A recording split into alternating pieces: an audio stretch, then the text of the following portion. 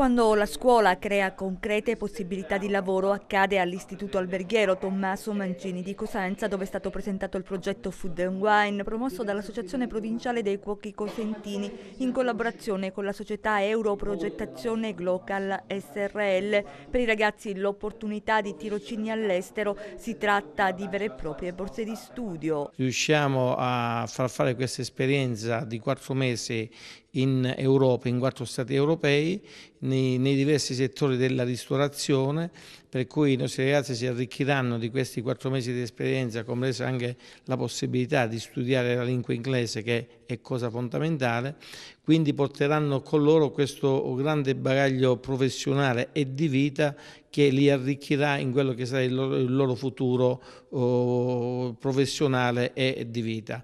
Sicuramente un'azione significativa per la Regione Calabria, perché sono 100 borse di studio che metteremo a disposizione dei nostri ragazzi, e questo sicuramente arricchirà le competenze che poi verranno ritrasferite nel territorio e sul territorio a disposizione dei vari operatori che vorranno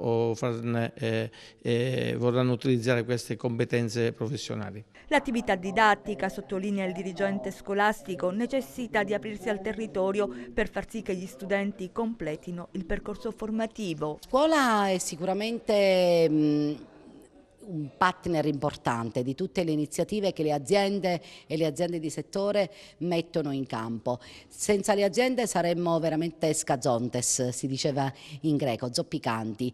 Avremmo la presunzione di preparare figure professionali che però magari non trovano nessuna rispondenza nel mondo reale del lavoro. Noi invece vogliamo essere fortemente collegati col mondo del lavoro, fortemente interlocutori delle aziende, non per asservirci alle aziende, ma per essere capaci anche di rimodulare il curriculare in funzione di quelle che sono le richieste del mercato del lavoro.